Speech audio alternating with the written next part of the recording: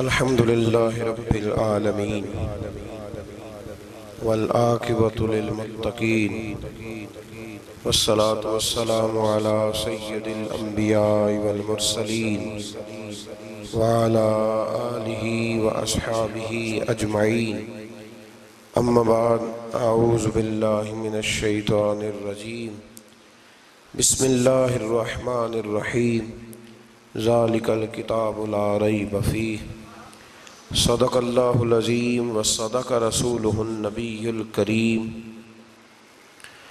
إن الله وملائكته يصلون على النبي يا أيها الذين آمنوا صلوا عليه وسلموا تسليما الصلاة والسلام عليك يا سيدي يا رسول الله وعلى آلك وأصحابك يا سيدي يا حبيب الله اللهم صل على سيدنا ومولانا محمد معدن الجود والکرم وآلہ وصحبہ وبارک وسلم۔ تمام تعریفیں حمد و ثنا اللہ تعالیٰ جل مجدہ الکریم کے لیے، اور ہر قسم کے درود و سلام نبی رحمت صلی اللہ تعالیٰ علیہ وسلم کی ذات والا صفات کے لیے حمد و صلات کے بعد، عزیز دوستو، قرآن مجید کی دو قسم کی ترتیبیں ہیں۔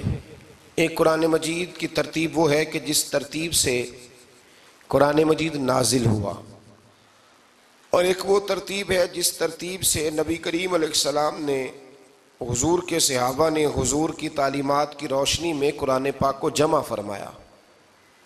ایک ترتیب نزولی کہلاتی ہے، ایک ترتیب توقیفی کہلاتی ہے، جس ترتیب سے اسے جمع کیا گیا۔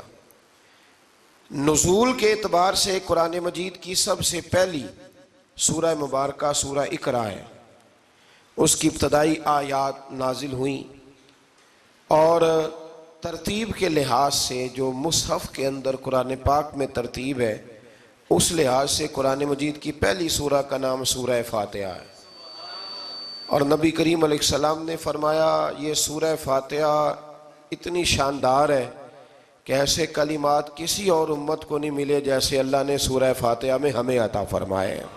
قرآن پاک میں دو قسم کی صورتیں، ایک تو یہ میں نے عرض کر دی اس کی ترتیب، اسی طرح دو قسم کی صورتیں، کچھ مکی صورتیں ہیں اور کچھ مدنی صورتیں ہیں۔ ہمارے طالب علم اکثر اسکولوں اور کالجوں میں یہ سمجھتے ہیں کہ جو مکے میں نازل ہوئی وہ مکی ہیں، جو مدینے میں نازل ہوئی وہ مدنی ہیں، حالانکہ ایسا نہیں ہے۔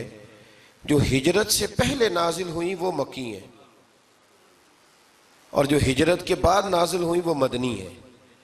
وہ آیت اگر بدر میں بھی نازل ہو نا، کچھ قرآن مجید کی آیات مختلف مقامات پر بھی نازل ہوئی ہیں، مختلف مقامات پر۔ حضور بدر میں تھے تو وہاں بھی قرآن مجید نازل ہوا، نبی کریم علیہ السلام احد میں تھے تو وہاں بھی قرآن پاک نازل ہوا۔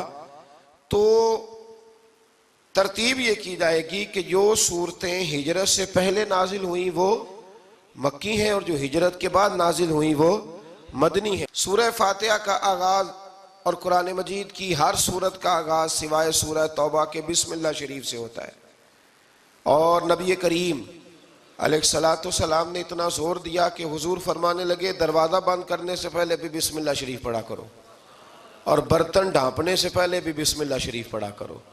نبی پاک علیہ السلام نے ہر جائز اور مستحسن کام سے قبل بسم اللہ شریف پڑھنے کا حکم دیا۔ بسم اللہ کے مفاہیم کیا ہیں؟ فرمایا بسم اللہ الرحمن الرحیم، اللہ کے نام سے شروع جو بڑا ہی مہربان نہایت رحم کرنے والا ہے۔ باقی ترجمہ کرنے والوں نے کہا کہ شروع اللہ کے نام سے، تو اعلیٰ حضرت فرمانے لگے کہ پھر تو شروع سے ہو گیا، پھر تو شروع سے ہو گیا، تو حضور پھر کیا ترجمہ کریں؟ فرمانے لگے یہ ترجمہ نہ کرو کہ شروع اللہ کے نام سے، بلکہ ترجمہ یہ کرو کہ اللہ کے نام سے شروع۔ یہ دیکھیں نا، سوچ ہے نا بزرگوں کی، اللہ کے نام سے، تاکہ واقعی اللہ کے نام سے شروع ہو۔ پھر ارشاد فرمایا الحمدللہ رب العالمین، تمام تعریفیں اللہ کے لیے جو تمام جہانوں کو پالنے والا ہے۔ جب انسان کو تھوڑا سا ترجمہ آتا ہو نا، اس کی تھوڑی توجہ ہو، اسے نماز پڑھنے کا بھی بڑا ہی مزہ آتا ہے۔ نبی کریم علیہ السلام فرماتے ہیں، رب فرماتا ہے یہ سورہ فاتحہ میرے اور میرے بندے کے درمیان آدھی آدھی ہے، آدھی میری ہے آدھی میرے بندے کی ہے۔ جب وہ کہتا ہے نا مالک یوم الدین، تو یہاں تک وہ میری تعریف کرتا ہے، ایاک نعبد و ایاک نستعین تک پہنچتا ہے تو اب میرا اور اس کا آدھا آدھا کام شروع ہو جاتا ہے۔ پھر آگے میرا بندہ جب مجھ سے دعا مانگتا ہے تو یہ اس کے الفاظ ہیں جو میں اپنے فضل سے قبول فرمایا کرتا ہوں۔ تو ارشاد فرمایا تمام تعریفیں اللہ کے لیے جو تمام جہانوں کا پالنے والا ہے، الرحمن الرحیم، بڑا ہی مہربان ہے نہایت۔ یہ رحمان مبالغے کا صیغہ ہے، یعنی اتنا رحم کرنے والا کہ جتنا کوئی اور رحم نہ کر سکے، اس لیے اللہ ہی رحمان ہو سکتا ہے، بندہ کوئی رحمان نہیں ہو سکتا۔ بندے کو رحیم کہا جا سکتا ہے، نبی پاک رحیم ہے لیکن رحمان نہیں ہے، اس لیے کسی بھی انسان کا نام رحمان نہیں ہو سکتا۔ کسی دکان پر بعض اوقات لوگ نام رکھ لیتے ہیں رحمان بک ڈپو، تو یہ درست نہیں ہے۔ بندے کا نام رحمان نہیں ہو سکتا، عبد الرحمان، اس لیے کہ یہ لفظ رحمان خدا کے علاوہ کسی اور کے لیے بولنا درست نہیں ہے۔ پھر ارشاد فرمایا مالک یوم الدین، اللہ مالک ہے قیامت کے دن کا۔ تو یا اللہ آج کے دن کا مالک بھی تو ہی ہے، آج جو یکم رمضان مبارک ہے تو اس دن کا مالک بھی اللہ ہی ہے۔ تو یہ جو خاص کر کہا مالک یوم الدین، اس کا معنی یہ ہے کہ یہاں کچھ لوگ عارضی طور بھی تو بعض چیزوں کے مالک ہیں نا، یہ زمین میری ہے، یہ گھڑی میری ہے، یہ گھر میرا ہے، یہ بچے میرے ہیں، عارضی طور پر بھی تو لوگ مالک ہیں، لیکن قیامت کے دن عارضی طور پر بھی کوئی مالک نہیں ہوگا۔ قیامت میں ساری بادشاہی فقط میرے اللہ کی ہوگی۔ بلکہ رب کریم فرمائے گا کہاں ہیں وہ لوگ جو دنیا میں بادشاہ بنا کرتے تھے، کدھر؟ بڑے بڑے کج کلا جو کہتے تھے کہ ہم اٹھتے ہیں تو لوگ اٹھتے ہیں، بیٹھتے ہیں تو دنیا بیٹھ جاتی، وہ کہاں ہیں؟ جب کوئی نہیں بولے گا تو رب فرمائے گا للہ الواحد القہار، آج ایک رب واحد اور قہار کی حکمرانی ہے۔ پھر ارشاد فرمایا ایاک نعبد و ایاک نستعین، بے شک ہم تیری ہی عبادت کرتے ہیں اور تجھی سے مدد چاہتے ہیں۔ عبادت بھی اللہ کی ہے اور مدد بھی، یہ جو بندوں کے ذریعے بعض اوقات مدد ہوتی ہے تو یہ مدد بھی اللہ کی ہے، یہ مدد بھی اللہ کی ہے۔ یہ کسی بندے نے مائک بنایا ہے جس کی مدد سے آپ تک آواز جا رہی ہے، تو اس کو عقل کس نے دی تھی بنانے کی؟ تو پھر مدد کس کی ہوئی؟ اللہ کی۔ تو دنیا میں کوئی بھی جو مدد کرتا ہے وہ اللہ کے ولی کریں، نبی کرے، پیغمبر کریں، تو وہ مدد کس کی ہے؟ اللہ کی، اس لیے کہ وہ ذاتی طور پر کچھ بھی نہیں کر سکتے۔ اگر اللہ انہیں توفیق نہ دے وہ کسی کی مدد نہیں کر سکتے۔ تو ایاک نعبد و ایاک نستعین، ہم تیری ہی عبادت کرتے ہیں، تجھی سے مدد چاہتے ہیں۔ اہدنا الصراط المستقیم، اے اللہ ہمیں سیدھا راستہ دکھا۔ کون سا راستہ سیدھا ہے؟ کون سا راستہ سیدھا ہے؟ تو اللہ نے خود ہی فرمایا ایسے ہی نہ بھٹک جانا، راستہ سیدھا وہ ہے صراط الذین انعمت علیہم، ان لوگوں کا راستہ سیدھا ہے جن پر اللہ نے انعام فرمایا ہے۔ اور وہ کون ہے؟ قرآن مجید نے خود فرمایا انعم اللہ علیہم من النبیین والصدیقین والشہداء والصالحین، وہ نبی ہیں، صدیق ہیں، شہید ہیں اور نیک لوگ ہیں۔ فرمایا اپنی مرضی کے راستے پہ چلو گے تو بھٹک جاؤ گے، رب کی بارگاہ میں سوال کرنا کہ وہ تمہیں نبیوں کے، صدیقوں کے، شہیدوں کے اور نیک لوگوں کے راستے پہ چلائے۔ غیر المغضوب علیہم ولا الضالین، نہ ان لوگوں کے راستے پہ چلا جن پر تیرا غضب ہوا، اور نہ ان کے راستے پہ چلا جن پر تو ناراض ہوا، جنہیں تو نے گمراہ کیا، ان لوگوں کے راستے پہ نہ چلا، بلکہ ان لوگوں کے راستے پہ چلا جن پر تیرا انعام ہوا۔ یہ جو لوگ ہیں نا مغضوب علیہم ولا الضالین، ایک گروہ یہودیوں کا ہے اور ایک عیسائیوں کا ہے۔ کہا جا رہا ہے یا اللہ نہ یہودیوں کے راستے پہ چلا اور نہ عیسائیوں کے راستے پہ چلا، ہمیں تو ابو بکر صدیق کے راستے پہ چلا، ہمیں تو عمر فاروق کے راستے پہ چلا، عثمان غنی، مولا علی اور جناب ابو ہریرہ کے راستے پہ چلا۔ اب یہ سورہ فاتحہ کا تو میں نے مکمل ترجمہ عرض کیا۔ سورہ بقرہ یہ قرآن مجید کی سب سے بڑی سورہ ہے۔ ایک حدیث اس کی فضیلت پہ سن لے، نبی کریم علیہ السلام نے فرمایا جس گھر میں سورۃ بقرہ پڑھی جائے نا، فرمایا جن کیا وہاں سے تو شیطان بھی بھاگ جاتا ہے۔ سورہ بقرہ گھروں میں پڑھیں، یہ سب سے بڑا تعویذ ہے۔ اگر گھر میں جنات ہوں، کوئی آسیب ہوں، اور یہ وہ والا تعویذ ہے جو مدینے والے رسول نے عطا فرمایا ہے۔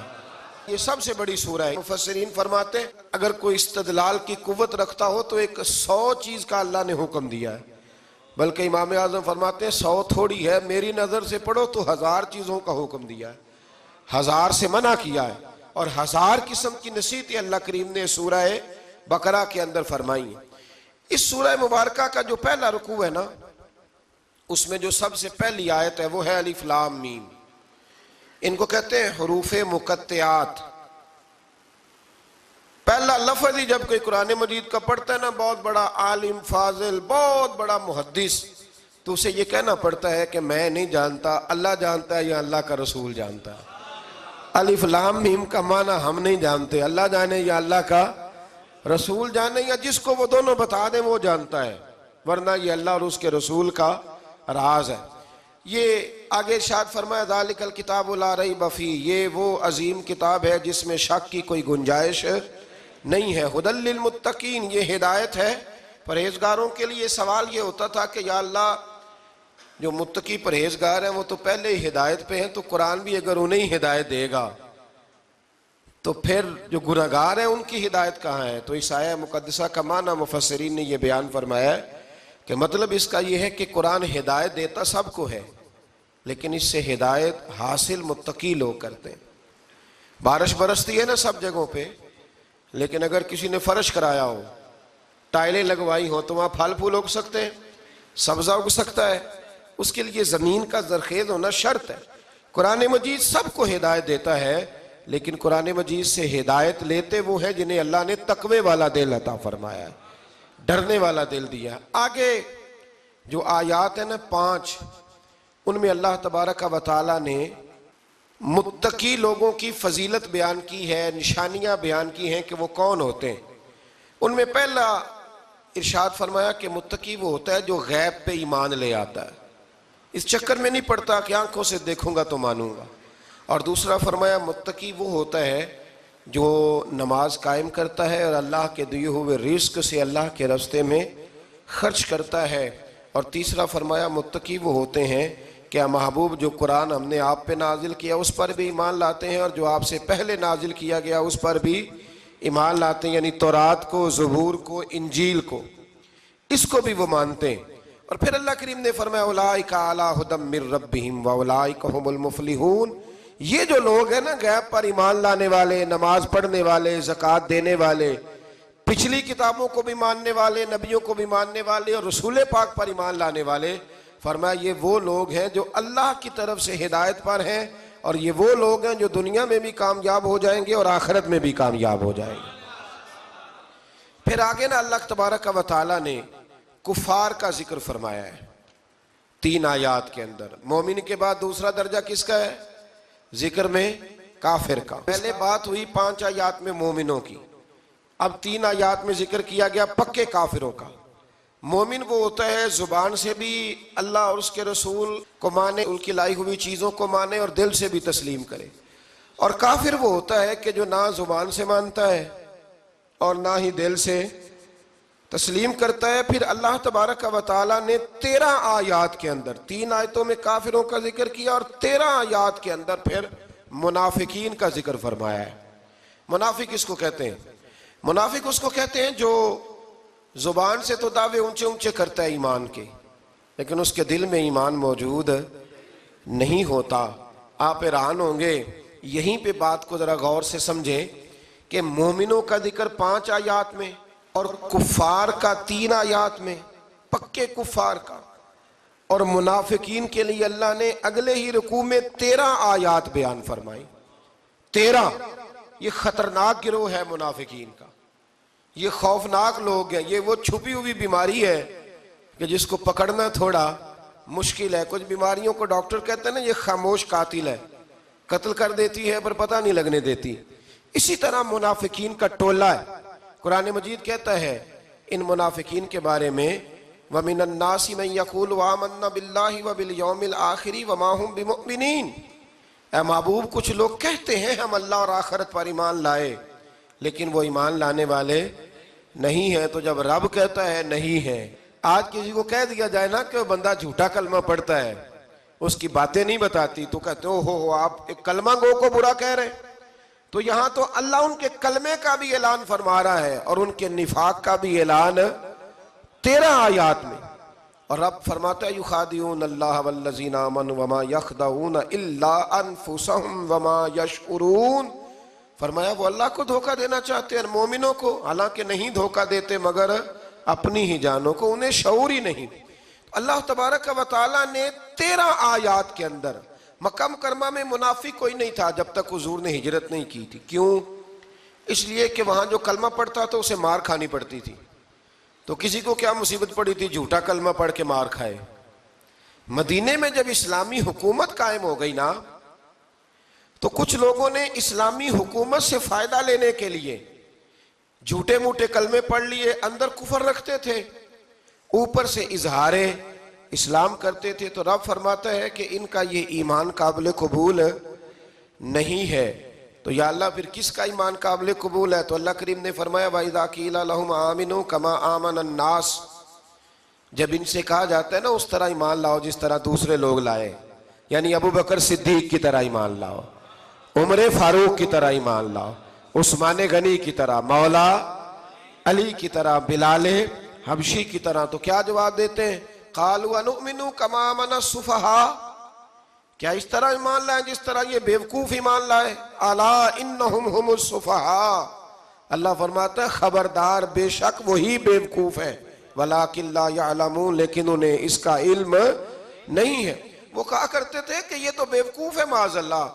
ابو بکر صدیق نے سارا ہی مال دے دیا نبی پاک کو، عمر فاروق نے آدھا دے دیا، مولا علی نے سارا کچھ حضور کے نام کر دیا، عثمان جو کماتے محنت کے ساتھ وہ سارا وہاں جا کے پیش کر دیتے، تو بیوقوفی ہے.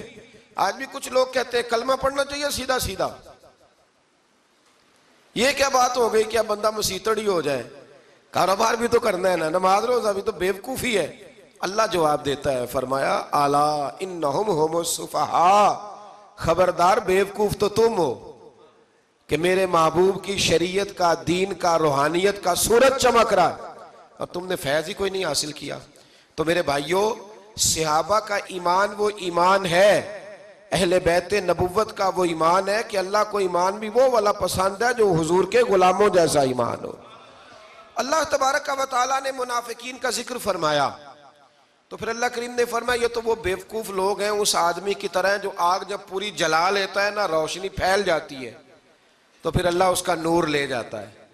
انہوں نے بھی چلاکیاں کر کے تھوڑا سا ماحول بنایا تھا تو اللہ نے ان کے سارے پردے کھول دیے. ان کے پاس کچھ باقی بچا، ان کے پردے کھول گئے. رسول کریم علیہ السلام کی بارگاہ میں نا ایک دن ان منافقین نے شرارت کر دی. منافقین نے شرارت کیا کی؟ جب حضور صلی اللہ علیہ وسلم نے فرمایا نا پوچھو جو پوچھنا ہے، تو امام راضی کہتے ہیں یہ پیچھے نمازیں پڑھتے تھے، یہ 313 تھے حضور کے پیچھے. اگر مدینے میں رہ کے منافق ہو سکتے ہیں تو باقی ملکوں میں بھی تو ہو ہی سکتے ہیں نا جی. حضور کے پیچھے نمازیں پڑھتے تھے تو ایک دن کہنے لگے جی یہ کہتے ہیں جو مرضی پوچھو تو ہم پیچھے نمازیں پڑھتے ہیں، ہمارا انہیں پتہ نہیں. جب یہ اعتراض کیا نا حضور کے علم پر، آپ سمجھ لیں کہ حضور کے علم پر اعتراض کرنا طریقہ کس کا ہے؟ طریقہ کس کا ہے حضور کے علم مبارک پر اعتراض کرنا؟ کہنے لگے پیچھے نمازیں پڑھتے انہیں پتہ ہی نہیں. جب یہ کہا تو اللہ کے رسول نے نا، جمعے والا دن تھا، حضور نے فرمایا میرے علم پر اعتراض کرتے ہو؟ 70 بندے نام لے کر اور ولدیتیں لے کر، بلکہ بہت سارے ایسے تھے جنہیں کنفرم ہو گیا کہ ولدیت اصل میں ہے کیا، انہیں طے ہو گیا. حضور کے بے ادب کے لیے یہ طے کرنا بھی مشکل ہوتا ہے نا. طے ہو گیا کہ ولدیت ہے کیا. 70 بندے نام لے کے حضور نے مسجد نبوی سے نکال دیے. فرمایا یا فلاں بن فلاں قم فخرج فإنک منافق، او فلاں کے بیٹے فلاں کھڑا ہو جا، نکل جا، تو منافق ہے. حضور نے 70 بندے نکال دیے. اب 70 بندے اکٹھے گلی میں نکلیں تو رش تو پڑ جاتا ہے نا. حضرت عمر فاروق لیٹ ہو گئے، جمعے میں آ رہے تھے.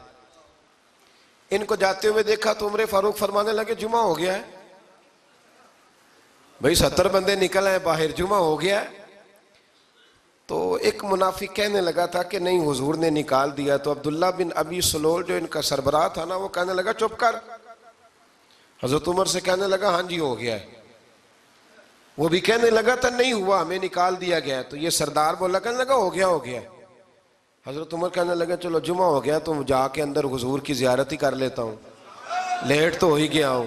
حضرت عمر اندر چلے گئے تو پیچھے سے وہ منافقین اپنے سردار سے کہنے لگے کہ 2 منٹ میں عمر کو پتہ چل جائے گا کہ تم نے جھوٹ بولا ہے۔ عمر کو جا کے پتہ چل جائے، کہنے لگا بڑے پاگل ہو، میں نے تمہاری جان بچائی ہے، نبی پاک نے تو مسجد سے نکالا ہے نا۔ تو عمر کو پتہ چل جاتا نا منافق ہیں، تو ابو بکر بھی مسجد میں تھے، علی بھی مسجد میں تھے، عثمان بھی مسجد میں تھے، بچانے والا ہی کوئی نہیں تھا۔ عمر نے تلوار لے کے تو دنیا سے ہی نکال دینا تھا، تو میں نے جان بچائی ہے، آپ جائیں گے نا اندر تو حضور ٹھنڈا کر دیں گے، فرمائیں گے چلو میں نے نکال جو دیا ہے۔ تو یہ وہ منافقین کی جماعت ہے۔ دوسرے سے تیسرے رکوع میں نا اللہ تعالیٰ نے انسان کو یاد کرایا ہے کہ تو نے عبادت اپنے رب کی کرنی ہے، اور فرمایا رب تمہارا وہ ہے جس نے تمہارے لیے زمین کو فرش بنایا ہے، آسمان کو چھت بنایا ہے، اور آسمان سے پانی برسا کے تو زمین سے پھل اگائے ہیں، رزق لکم، وہ بھی تیرے کھانے کے لیے اگائے ہیں۔ وہ جو آسمان سے بارش برسا کے زمین سے سبز اور پھل اگائے ہیں تو وہ بھی تیرے لیے۔ جب سارا کچھ تیرے لیے بنایا تو بھی تو عبادت کرنا اپنے رب کی، پھر کسی کو اس کا شریک نہ ٹھہرا۔ ایک چیلنج بھی کیا قرآن مجید نے اس رکوع کے اندر۔ کہا کرتے تھے مکے کے لوگ کہ آپ قرآن مجید کی آیتیں نبی کریم علیہ السلام سے کہا کرتے تھے کہ معاذ اللہ آپ خود بناتے ہیں، بنا کے لاتے ہیں۔ تو اللہ کریم نے فرمایا وَإِن كُنتُمْ فِي رَيْبٍ مِّمَّا نَزَّلْنَا عَلَىٰ عَبْدِنَا فَأْتُوا بِسُورَةٍ مِّن مِّثْلِهِ، اگر تمہیں شک ہو نا اس میں جو ہم نے بندہ خاص پہ نازل کیا ہے تو تم بھی اس جیسی ایک صورت بنا کے لاؤ۔ پڑھے لکھے تو تم بھی ہو نا، مکے میں تم بھی رہتے ہو، تو ایک صورت بنا کے لاؤ۔ قرآن مجید ہم سے چھینا گیا ہے سازش کے تحت، اس لیے کہ جس قوم کو قرآن آ جاتا ہے نا پھر کوئی کافر اس کا مقابلہ نہیں کر سکتا۔ دیکھیں نا اگر کافروں کے پاس جواب ہوتا قرآن پاک کا تو بدر اور احد میں نا کوئی آیت بنا کے لاتے، قرآن کے مقابلے کی تلواریں لے کے نہ آتے، ان کے پاس جواب ہی نہیں تھا۔ اور قیامت تک کسی کافر کے پاس قرآن مجید کا کوئی جواب، قرآن کا کوئی جواب، قسم اللہ کی جواب کوئی نہیں، قرآن کا اس کا کوئی جواب نہیں۔ کیا بات ہے قرآن پاک کی۔ وہ ایک دفعہ مسلمہ کذاب بے ایمان کہنے لگا میں نے بنا لیا ہے قرآن پاک کا جواب، معاذ اللہ۔ جواب کیا بنایا؟ وہ سورت ہے نا القاریۃ ما القاریہ وما ادراک ما القاریہ، کھڑکھڑانے والی کیا ہے، کھڑکھڑانے والی تمہیں کیا پتا کیا ہے کھڑکھڑی، قیامت کا ذکر ہے۔ کہنے لگا میں نے اس جیسی سورت بنا لیا، تو کیا بنایا؟ الفیل مل فیل وما ادراک ما الفیل۔ کہنے لگا ہاتھی، تمہیں کیا پتا کیا ہاتھی، تم کیا جانو کیا ہاتھی۔ تو پاس جو اس کے اپنے بیٹھے تھے نا چیلے، وہ کہنے لگے چپ کر جا، سارے زمانے کو پتا ہے ہاتھی کیا ہوتا ہے۔ تو پاگل ہے، اس کے 2 کان ہوتے ہیں، ایک سونڈ ہوتی ہے، 4 اس کے پیر ہوتے ہیں۔ بیوقوف آدمی قرآن کا مقابلہ کرنا ہے تو کچھ چج کے ساتھ کر، پاگلوں کی طرح مقابلہ کرے گا، جوتے کھائے گا بھی، ہمیں بھی پڑھوائے گا۔ تو قرآن مجید کا کوئی مقابلہ کر سکا؟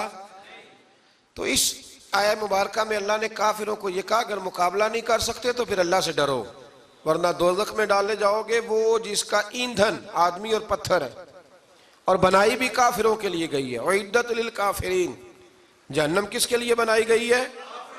کافروں اور منافقوں کے لیے۔ مسلمانوں کے لیے بنائی گئی، مسلمان مرضی سے چھلانگے لگائیں تو ان کی موج ہے، ورنہ ان کے لیے جہنم، ان کے لیے اللہ نے جنت بنائی ہے۔ اور یہ بات کرتے ہی رب کریم نے فرمایا اے محبوب علیہ السلام مومنوں کو خوشخبری دے دیں کہ اللہ نے ان کے لیے جنت بنائی ہے، اس میں باغات ہیں، انہیں رزق دیا جائے گا کھانے کے لیے، اور اس میں انہیں پاکیزہ بیویاں دی جائیں گی، اور پھر وہ اس میں ہمیشہ رہیں گے، انہیں اس سے نکالا نہیں جائے گا۔ آگے جو آیات کریمہ ہے نا اس کے اندر اللہ تبارک و تعالیٰ نے فرمایا ہے کہ اللہ حیا نہیں کرتا سمجھانے کے لیے، مچھر کی مثال بھی دینی پڑے۔ فرمایا قرآن سے کچھ لوگ ہدایت حاصل کرتے ہیں اور کچھ گمراہ ہو جاتے ہیں۔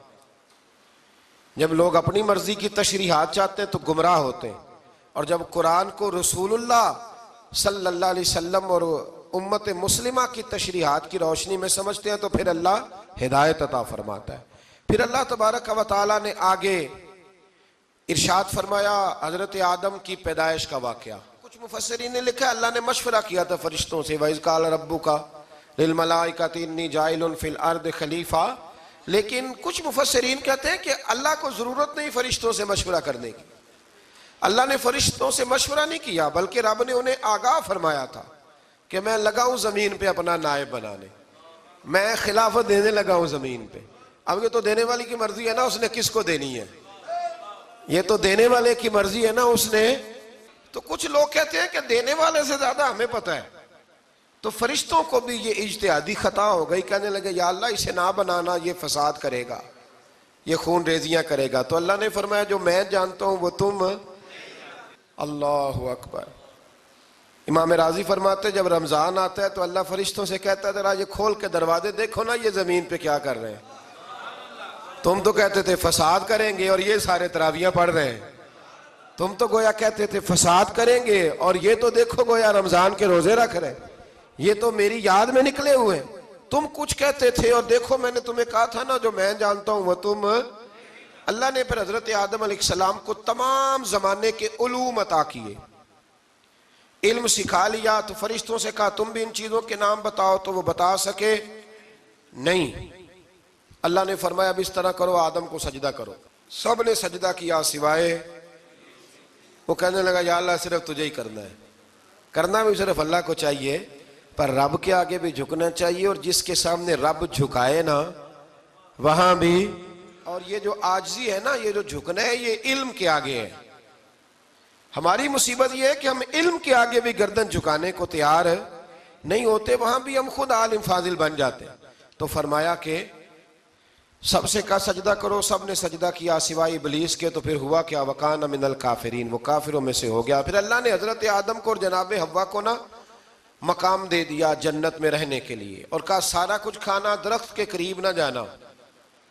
ابھی آپ کسی سے کہہ دیں تھوڑا سا کہ پیچھے نہ دیکھنا، یعنی اگر میری سمجھ لیں ادب کی وجہ سے کوئی 1.5-2 منٹ یا 6 منٹ نہیں بھی نہ دیکھے گا تو سوچے گا ضرور کہ پتہ نہیں اب پیچھے کیا ہے، مصیبت کیا ہے. یعنی آپ کہہ کے دیکھ لیں کسی کو، پیچھے نہ دیکھنا. فطرت ہے نا انسان کی، وہ جستجو کرتا ہے. کہا اس درخت کے پاس نہ جانا. تو حضرت حوا سلام اللہ علیہ کہتے ہیں دل میں خیال رہتا تھا کہ آخر ہے کیا درخت کے پاس. یہی انسان کا عقیدہ توحید ہے کہ جہاں سے رب منع کر دے وہاں وہ منع ہو جائے. اور یہ ان کی خطا نہیں تھی، یہ اللہ کی حکمت تھی، چونکہ رب نے تو پہلے کہہ دیا تھا بنایا ہی زمین کے لیے، تو یہ تو سارا کچھ ہونا تھا تو زمین پہ آنا تھا نا. تو حضرت حوا اور جناب آدم کے پاس شیطان آیا. اب اس کو نکال تو دیا تھا پر ابھی اس کا جنت میں آنا جانا بند نہیں ہوا تھا، یہ بھی اللہ کی حکمت تھی. تو وہ کہنے لگا تمہیں پتہ ہے بعد میں مر جاؤ گے. تو حضرت حوا کہنے لگی کیا موت بھی آئے گی؟ کہاں، اس کی تکلیف بھی بڑی ہوگی، تو پھر بچیں گے کیسے؟ تو کہنے لگے پھل کھا لو اس درخت کا.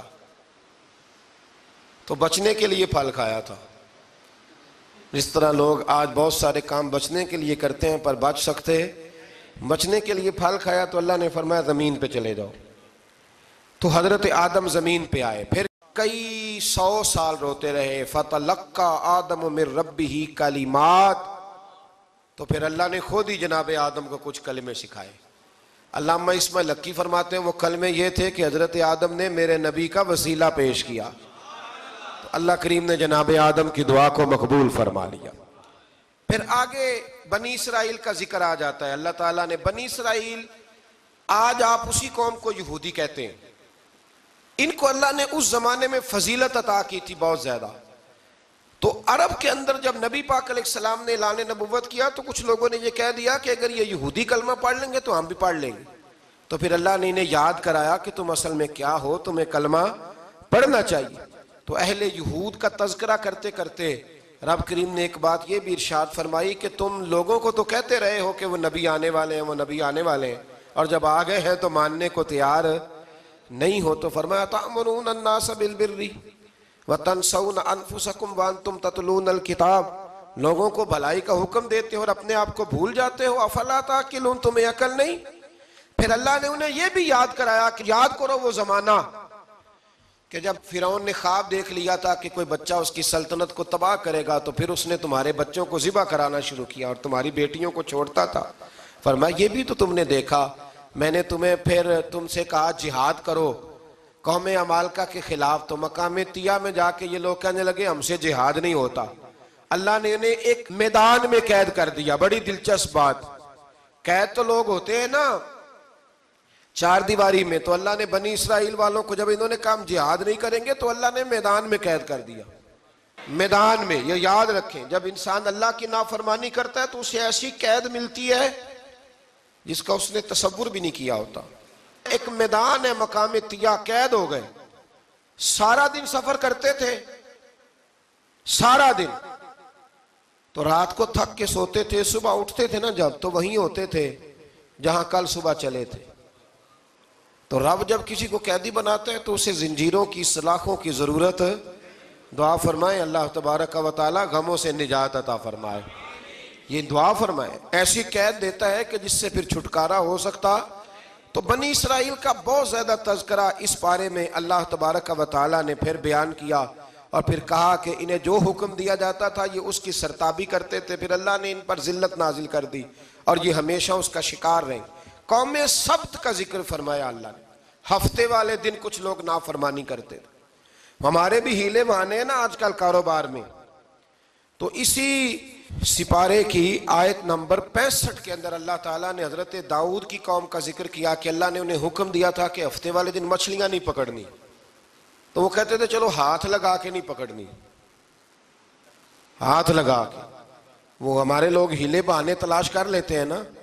وہ بڑے جناب انشورنس والا آ گیا, اب وہ بینک والا آ گیا, وہ فلانے صاحب آ گئے, وہ تروڑ مروڑ کے کہانیاں باتیں, اور پھر ہمیں بھی رستے مل جاتے ہیں بچنے کے. مفتی صاحب نے کہہ دیا تھا, ایک مولانا سے میں نے ان کو کہا ہفتے والے دن مچھلیاں نہیں پکڑنی. کہا نہیں پکڑتے, چھوٹے چھوٹے حوض بنا لیے. تو مچھلیاں زیادہ آتی تھی اس دن, یہ بھی اللہ کی قدرت تھی. نماز کے وقت گاہک زیادہ آتے ہیں, یہ اس کی قدرت ہوتی ہے. تو وہ مچھلیاں حوض میں جمع ہو جاتی ہیں. یوں سمجھ لیں کہ جال انہوں نے لگا لیے ہوئے تھے, تو جال میں وہ پھنستی رہتی تھیں, حوضوں میں آتی رہتی تھیں. ہفتے کو نہیں پکڑتے تھے, اتوار کو پکڑ لیتے تھے. تو پھر اللہ نے انہیں سزا دی. فرمایا تماشے کرتے ہو اللہ کے حکم کے ساتھ. کیا سزا دی؟ فَقُلْنَا لَهُمْ كُونُوا قِرَادَةً خَاسِئِينَ.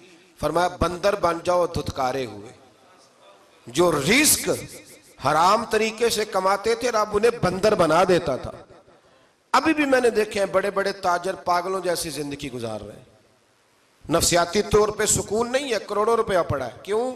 اس لیے کہ رب کے بتائے ہوئے طریقے کے مطابق تجارت نہیں کرتے. آگے ایک اور دلچسپ بات آ گئی. بنی اسرائیل کے اندر نا ایک شخص نے اپنے چچا کو قتل کر دیا جائیداد کے لیے. یہ دیکھیں کب سے لوگ جائیداد کے لیے قتل کرتے آ رہے ہیں. چچا کو قتل کر دیا, اور قتل کر کے حضرت موسیٰ علیہ السلام کے پاس آئے کہ میرے چچا کو کسی نے قتل کر دیا ہے, تو بتائیں کیا کرنا ہے. تو آپ نے فرمایا کہ گائے ذبح کرو, اور اس کا ایک ٹکڑا مقتول کو مارو, مرنے والے کو. وہ خود اٹھ کے بتا دے گا مجھے کس نے قتل کیا ہے. اب ارادہ نہیں تھا گائے ذبح کرنے کا, تو بہانے کرنے لگے. ارادہ نہیں نہ ہوتا تو پھر کیا ہوتے ہیں, کہنے لگے گائے کس طرح کی ہو, بوڑھی ہو کہ بچی ہو, رنگ کیسا ہو, جوان ہو کہ چھوٹی ہو, حال میں ایک دفعہ چلنا سیکھ گئی ہو یا ابھی نہ سیکھی ہو. تو بتاتے گئے تو رب بھی شرطیں بیان کرتا گیا. گہرے زرد رنگ کی ہو, حال کے اندر اسے نہ چلایا گیا ہو, پانی نہ نکالا گیا ہو, نہ بچی ہو نہ جوان ہو, اس کے درمیان ہو. یہ ساری شرطیں کہاں پائی جاتی تھیں؟ حضرت موسیٰ علیہ السلام کی قوم کا ایک شخص تھا جو اللہ کا ولی تھا. وہ جب انتقال کرنے لگا نا, اللہ اکبر, دیکھو رب ولیوں کی اولادوں پر بھی کتنا فضل فرماتا ہے. وہ جب انتقال کرنے لگا تو ایک اس کے پاس چھوٹی سی بچیا تھی, گائے کی بچی. اس نے جنگل میں چھوڑ دی. کہنے لگا یا اللہ میں تیرے نام پہ چھوڑتا ہوں, میرا بچہ جوان ہو جائے تو اسے دے دینا, اور تو سرمایہ ہی کوئی نہیں. بچہ بڑا ہوا تو بچہ بھی بڑا نیک تھا, اپنی ماں کا بڑا فرما بردار تھا. اس کی ماں نے کہا بیٹا تیرے باپ نے ایک گائے چھوڑی تھی. تو بچہ جنگل میں گیا اور جا کے کہنے لگا اے اللہ میری گائے مجھ سے ملا دے. تو رب کریم نے وہ گائے واپس کر دی. وہ گائے گھر لے آیا. اب وہ کہنے لگا اماں بیچ دوں, تو اماں کہنے لگی بیٹا میرے پوچھے بغیر نہ بیچنا. کئی دفعہ گاہک لگے پر اس نے کہا جب تک میری اماں نہ کہے گی میں بیچوں گا. ادھر بنی اسرائیل والے شرطیں جتنی گائے کے بارے میں پوچھ چکے تھے وہ ساری اسی گائے میں پائی جاتی تھی. تو یہ ڈھونڈتے ڈھونڈتے وہاں پہنچ گئے. تو کہنے لگے گائے چاہیے، تو اس نے کہا بھی تمہاری مرضی سے نہیں، قیمت میری مرضی کی۔ ایک مفسر نے تو یہاں تک لکھا ہے کہ اس نے کہا گائے ذبح کر کے نا، تو جتنا گائے کے اندر گوشت ہوگا نا اتنا ہی کھال کے اندر تم مجھے مال بھر کے دو گے، اتنے ہی سکے بھر کے دو گے، اتنی اشرفیاں بھر کے دو گے تو پھر تمہیں گائے دوں گا۔ تو پھر یہ گائے انہیں ملی اور یہ گائے لے کر کے آئے۔ زیادہ سوالات نہ کرتے تو زیادہ الجھتے نہ۔ ہم بھی دین کے معاملے میں بڑے سوال جواب کرتے ہیں، اتنا سوال کریں جتنی اس کی ضرورت ہے۔ ان لوگوں نے سوالات زیادہ کیے تو پھر الجھ زیادہ گئے۔ تو میرے بھائی اس کا ذکر بھی اللہ تبارک و تعالیٰ نے پہلے پارے کے اندر بیان فرمایا۔ پھر اللہ کریم نے فرمایا کہ کچھ ایسے لوگ بھی ہیں یہودیوں میں سے جن کا دعویٰ ہو گیا ہے کہ ہم اللہ کے بڑے پیارے ہیں۔ فرمایا یہ صرف ان کے منہ کی باتیں ہیں، یہ تو قیامت میں پتہ چلے گا نا کہ اللہ کا پیار کس کے ساتھ زیادہ ہے۔ اور پھر یہ بھی یہودیوں نے دعویٰ کیا ہے، اسی پارے میں اللہ فرماتے ہیں کہ ان کا دعویٰ ہے کہ ہم اللہ کے بڑے پیارے ہیں، جنت میں ہم ہی جائیں گے۔ تو اللہ فرماتے ہیں پھر مرنے کی دعا تو کرو، جنت میں تو مر کے جانا ہے نا۔ لیکن رب فرماتے ہیں یہ کبھی مرنے کی دعا نہیں کریں گے، اس لیے کہ انہیں پتہ ہے کہ ہم نے آخرت کے لیے کیا بھیجا۔ لیکن جی پہلا حکم آ گیا یا ایھا الذین آمنوا کہہ کے، پہلی آیت قرآن پاک کی پہلے سپارے میں پہلی آیت جس میں اللہ نے کہا یا ایھا الذین آمنوا، تو پہلا حکم آمنوا کہہ کے آیت نمبر 104 میں جو اللہ نے حکم دیا ہے نا وہ نبی پاک کی تعظیم کا حکم ہے۔ پہلا حکم ہی اللہ نے حضور کی عزت اور ناموس کا ارشاد فرمایا۔ پہلا اس ترتیب کے لحاظ سے وہ ہوا یہ کہ جب نبی پاک کو بات ارشاد کرتے تو صحابہ کرام اٹھ کے عرض کرتے رائینا یا رسول اللہ، حضور سمجھ نہیں آئی ذرا رعایت کر دیں۔ تو یہودیوں کی عبرانی زبان کے اندر نہ ذرا کھینچ کے پڑھتے تھے رائینا، تو اس کا معنی بنتا تھا معاذ اللہ اے ہمارے چرواہے، بکریاں چرانے والے کو بھی وہ رائینا کہتے تھے۔ تو جب صحابہ یہ کہنے لگے تو اللہ نے منع ہی کر دیا، فرمایا میرے محبوب کے غلاموں اس لفظ کے پیچھے چھپ کے لوگ میرے نبی کی بے ادبی کر جاتے ہیں، تو جس لفظ کا کوئی ایک معنی بے ادبی والا بنتا ہو وہ لفظ بھی میرے نبی کے لیے نہ کہو، لفظ وہ والے کہو جس میں کوئی بے ادبی کا معنی نکلے نہ۔ یہاں لوگوں نے بڑے بڑے لفظ نہیں بول دیے، پھر کہتے میرا مطلب یہ تھا، میرا مطلب وہ تھا، تو تو نے وہ لفظ بولا کیوں جس کا کوئی غلط مطلب بھی نکل سکتا تھا۔ اللہ نے فرمایا یا ایھا الذین آمنوا لا تقولوا رائینا، اے ایمان والو رائینا کہو ہی نہ۔ تو یا اللہ کیا کہیں؟ فرمایا وقولوا انظرنا، تم کہو یا رسول اللہ ایک نظر فرمائیے، انداز دیکھیے، انظرنا ایک نظر۔ تو ہمارے بزرگ تو پہلے ہی بڑے پیار والوں نے کہہ دیا یا رسول اللہ انظر حالنا، کہتے کہاں سے لاتے ہو جملے؟ میں نے کہا اللہ کی کتاب سے، یا رسول اللہ انظر حالنا یا حبیب اللہ اسمع قالا، تو تم کہو انظرنا محبوب نظر کرم کریں، واسمعوا، اور کیا ضرورت ہے دوبارہ پوچھنے کی؟ اللہ کہتا ہے پہلے ہی دھیان سے سنا کرو، پہلے ہی واسمعوا، پہلے ہی احتیاط سے سنو، وللکافرین عذاب علیم، اور کافروں کے لیے دردناک عذاب ہے۔ لے جی اسی پارے میں اللہ تبارک و تعالیٰ نے پھر اہل یہود کا ذکر کیا۔ تو یہود کہنے لگے کہ ہم حضرت ابراہیم کے ماننے والے ہیں، تو اللہ کریم نے وہ بھی ذکر کیا کہ میں نے تو ابراہیم کو آزمایا ہے، وَإِذِ ابْتَلَىٰ إِبْرَاهِيمَ رَبُّهُ بِكَلِمَاتٍ فَأَتَمَّهُنَّ، ہم نے ابراہیم کو کچھ چیزوں سے آزمایا ہے، وہ ہماری آزمائش پہ پورے اترے۔ قَالَ إِنِّي جَاعِلُكَ لِلنَّاسِ إِمَامًا، تو پھر ہم نے انہیں کہا کہ ہم آپ کو پوری دنیا کا امام بنائیں گے۔ وہ آزمائش کیا تھی؟ آگ میں جانا بھی آزمائش، بیٹے کا نہ ہونا بھی آزمائش، بیٹا ہوا تو پھر اسے وادی غیر ذی زرع میں چھوڑ کے آنا بھی آزمائش، بڑا ہوا تو پھر ذبح کرنا بھی آزمائش۔ فرمایا جہاں جہاں آزمایا ہے نا ابراہیم ہماری آزمائش میں پورے اترے۔ فرمایا تو مفت میں حضرت ابراہیم کی اولاد بنتے ہو اور ان کا نام لیتے ہو اور ان کے ساتھ اپنا تعلق بناتے ہو، دیکھو تو صحیح وہ کتنی آزمائشوں سے گزرے۔ تو اس کا بھی اللہ نے اسی میں ذکر فرمایا۔ اور پھر وہ بات کرتے تھے حضرت یعقوب کی اور حضرت اسحاق کی، تو فرمایا وہ تو ہمارے اتنے خاص بندے تھے کہ وصال کے وقت بھی انہوں نے اپنی اولادوں کو نصیحت فرمائی تھی کہ اللہ کی توحید پہ قائم رہنا، اس کا ذکر بھی اللہ نے اسی پارے میں بیان فرمایا۔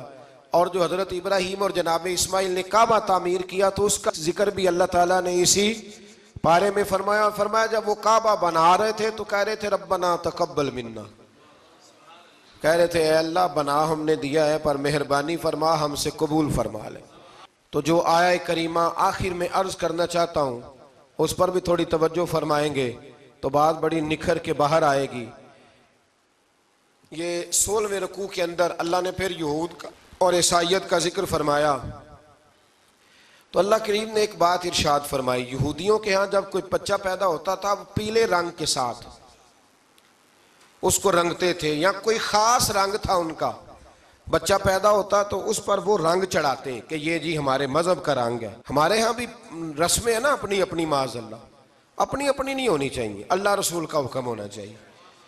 تو یہودیوں کے ہاں بچہ پیدا ہوتا تو ایک خاص رنگ چڑھاتے، عیسائیوں کے ہاں پیدا ہوتا تو وہ بھی ایک خاص رنگ چڑھاتے۔ تو مسلمانوں کے ہاں بچے پیدا ہوئے تو انہوں نے بھی توجہ کی کہ یہ کیا ہو رہا ہے، تو رب کریم نے فرمایا صبغۃ اللہ، رنگ اللہ کا ہی ہے۔ ومن احسن من اللہ صبغہ، اور فرمایا اللہ کے رنگ سے زیادہ خوبصورت کس کا رنگ ہو سکتا ہے؟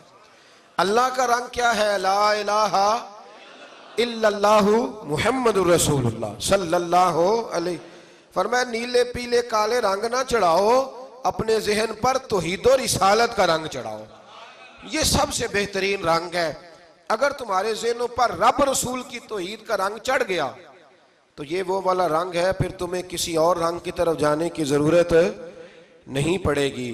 تو فرمایا رنگ وہ پیدا کرو جو توحید کا ہے، رسالت کا ہے، اس رنگ کی توجہ کرو۔ قرآن مجید کے اس پارے میں اللہ کریم نے مختلف باتیں بیان کر کے آخری رکوع میں یہ جو رنگ کا ذکر فرمایا نا، تو یہ لگتا ہے پورے پارے کا خلاصہ ہے کہ رب کریم نے فرمایا اصل بات یہ ہے کہ تمہاری سوچوں پہ رب رسول کی توحید و رسالت کا رنگ ہونا چاہیے۔ ہر وقت بچہ پیدا ہو، کوئی دنیا سے جائے تو رنگ کس کا ہونا چاہیے؟ اللہ رسول کے دین کا۔ اللہ تعالی ہمیں سمجھنے کی توفیق عطا فرمائے۔ آخر دعوانا ان الحمدللہ۔